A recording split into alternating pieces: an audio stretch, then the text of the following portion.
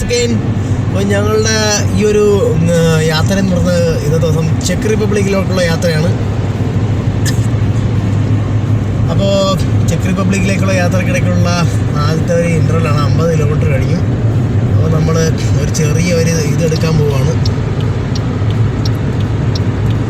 House പാട്ട് എടുക്കാൻ പോവാണ്. ഇവിടെ നമ്മളെ ബാത്റൂമൊക്കെ ഉണ്ട്.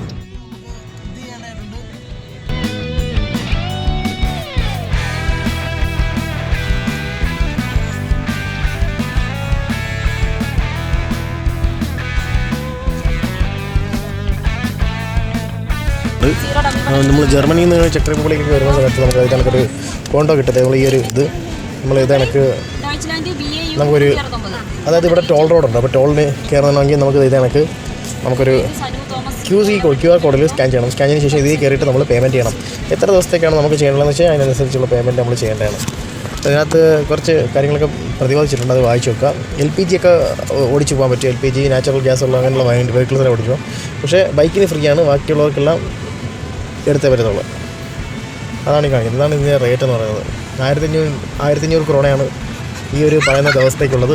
310 ക്രോണയുണ്ട് 10 ദിവസത്തേക്ക്. അപ്പോൾ അതാണ് ഇതിൻ്റെ കാര്യം. ഞാനിപ്പോൾ ചെക്ക് റിപ്പബ്ലിക്ക് ബോർഡറിലാണ് നിൽക്കുന്നത്. നമ്മൾ 2 ഫാമിലിയായിട്ട് വന്നതാണ്. ബോർഡറിലോട്ട് നമ്മൾ പൊയ്ക്കൊണ്ടിരിക്കുകയാണ് കേട്ടോ. സൂപ്പർ വിഷ്വൽസൊക്കെയാണ് കാണുന്നത്. നല്ല വെട്ടമുണ്ടെന്ന്, നല്ല സൂര്യനുണ്ട് കേട്ടോ. നല്ല ഗോൾഡ് കളർ. ഇവിടെ പിന്നെ പ്രത്യേകിച്ച് പോലീസ് ഇൻസ്പെക്ഷനോ കാര്യങ്ങളോ ഒന്നുമില്ല. ബോർഡർ ഫ്രീ ആണ്. കേരളത്തിൽ നിന്ന് പോലും അടുത്ത സ്റ്റേറ്റിലോട്ട് പോകാൻ വേണ്ടിയിട്ട് നമ്മൾ ബോർഡർ കടക്കുമ്പോഴത്തേക്കുള്ള ചെക്കിങ് പോലും ഒരു രീതിയിലുള്ള മുഷിപ്പിക്കലോ കാര്യങ്ങളോ ഒന്നുമില്ല.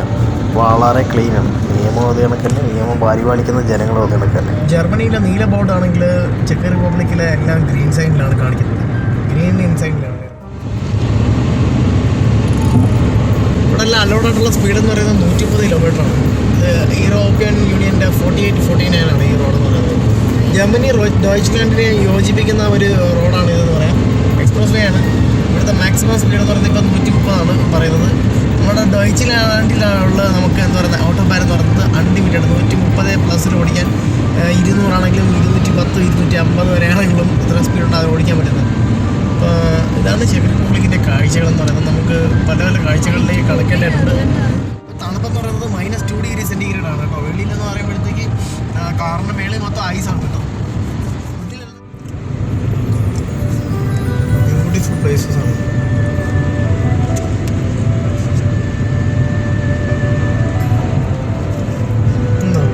ചൈനീസ് ഇതാണ്. എന്താ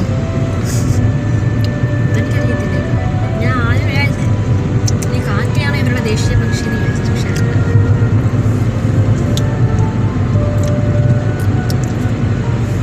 ചെക്കിലെ കാക്ക.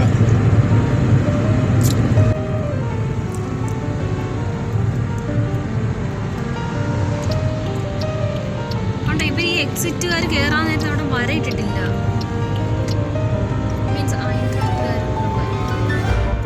ഇവിടുത്തുള്ള മിക്കവാറും ബോർഡുകളെല്ലാം പച്ചയാണ്. കാരണം ചെക്ക് റിപ്പബ്ലിക്കിലെല്ലാം പച്ചയാണെങ്കിലും മറ്റേ ഡോയ്ച്ച്ലാൻഡിലെല്ലാം നീലയാണ്. യൂറോപ്യൻ യൂണിയനിലെ നിയമം അനുസരിച്ച് നീല കളർ ബോർഡുകളാണ് എല്ലാം ഇട്ടുള്ളത്. നീലക്കകത്ത് വെള്ള കളറിലുള്ള ബോർഡുകൾ.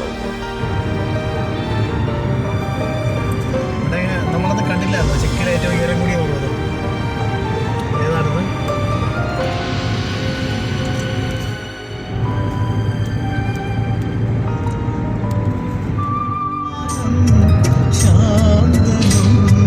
നമ്മൾ ബാബു കുടുങ്ങിയ മല.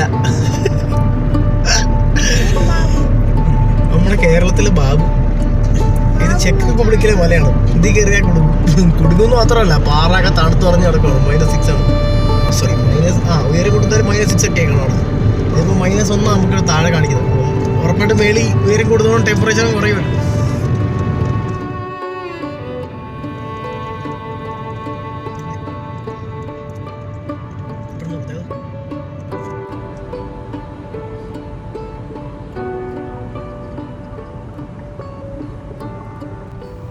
നല്ല തണുത്തുറഞ്ഞ് ഊർത്തുലഞ്ഞ് നിൽക്കുന്ന മരങ്ങളും പുഴകളും ഒക്കെ ഉള്ള ഒരു നല്ല ബ്യൂട്ടിഫുള്ളായിട്ടുള്ള ഒരു സ്ഥലത്തു കൂടിയാണ് ഇപ്പോൾ നമ്മൾ പൊയ്ക്കൊണ്ടിരിക്കുന്നത്. സൂപ്പറാണ് കേട്ടോ ചെക്ക് റിപ്പബ്ലിക്, യാതൊരു രക്ഷയില്ല. നമുക്കിപ്പോൾ ആദ്യം പോകേണ്ടുള്ളത് പ്രാഗിലേക്കാണ്.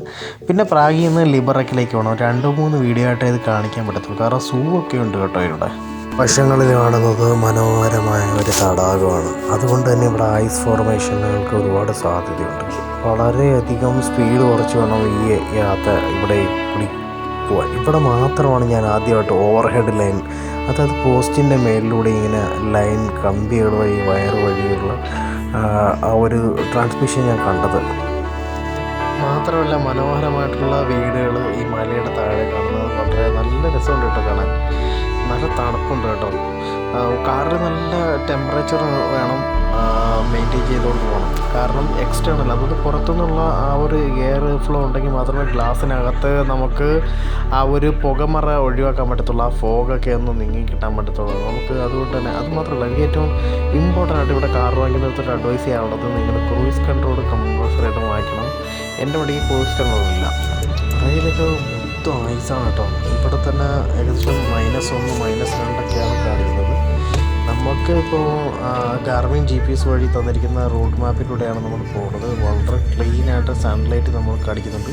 ആ സൺലൈറ്റിൻ്റെ ആ ഒരു ഇമ്പാക്റ്റ് ഇവിടെ വന്നതിന് ശേഷം, ഇപ്പോൾ 8 മാസത്തിന് ശേഷമാണ് ഇങ്ങനെ സൺലൈറ്റിൻ്റെ ഒരു ഇമ്പാക്റ്റ് ഞാൻ ഫീൽ ചെയ്യുന്നത്. ചൂടടിക്കുമ്പോൾ നമ്മൾ കയ്യിൽ വന്ന് അടിക്കുന്ന ആ ഒരു ഇമ്പാക്റ്റ് നമുക്ക് ഫീൽ ചെയ്യുന്നുണ്ട്. നല്ല തണുപ്പുണ്ട്. -2 ഏകദേശം ഇറങ്ങുന്നതനുസരിച്ച് 0 കിലോമീറ്റർ വന്നുകൊണ്ടിരിക്കുകയാണ്.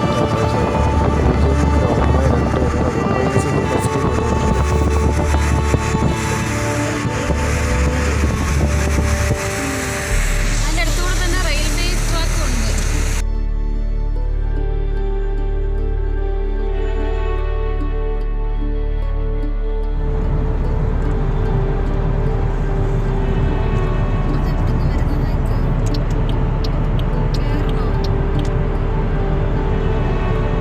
In 3.5 kilometers, take the exit on the right toward Troya. ഇതിനകത്ത് മെയിൻറ്റെയിൻ ചെയ്ത് പോവാം.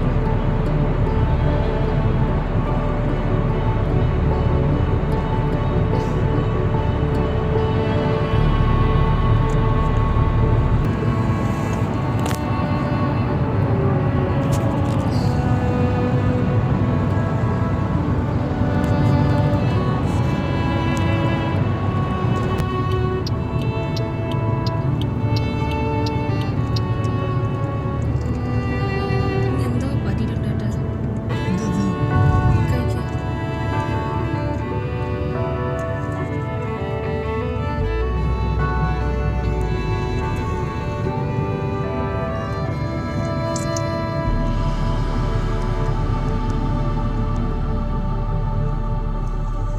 പ്രാഗിലാണ് ഞങ്ങളിപ്പോൾ നിൽക്കുന്നത്.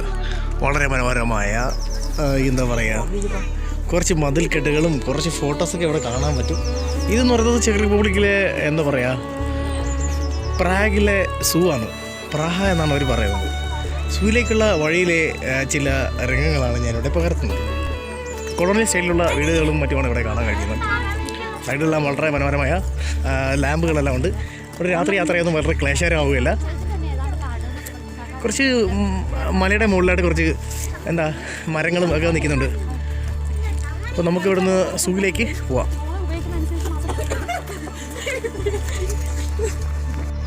ഇതൊന്ന്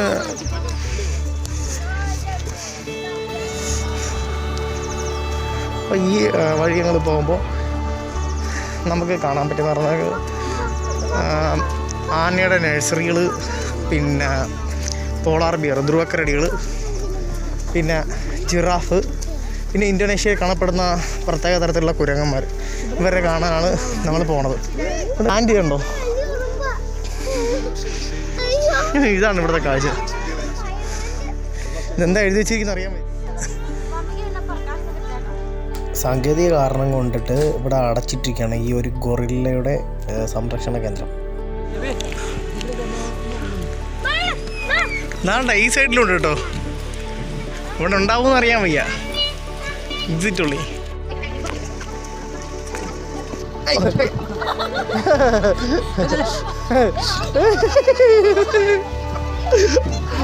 ഇതാണ്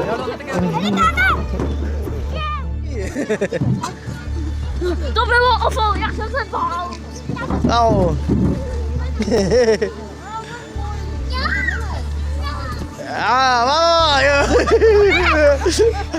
അപ്പോൾ നമുക്ക് കുറച്ച് ധ്രുവക്കരടികളെ കാണാം. ഇതാണ് പോളാർ ബിയർ എന്ന് പറയുന്നത്. നമ്മൾ അന്റാർട്ടിക്കയിലൊക്കെ കാണുന്ന സൂപ്പർ സംഭവം കേട്ടോ. ആണ്ടേ മനസ്സിലാളിയാ തണുപ്പുള്ള മറ്റേ ആർട്ടിക് സൈഡിലൊക്കെ ജീവിക്കുന്ന പോളാർ ബിയർ.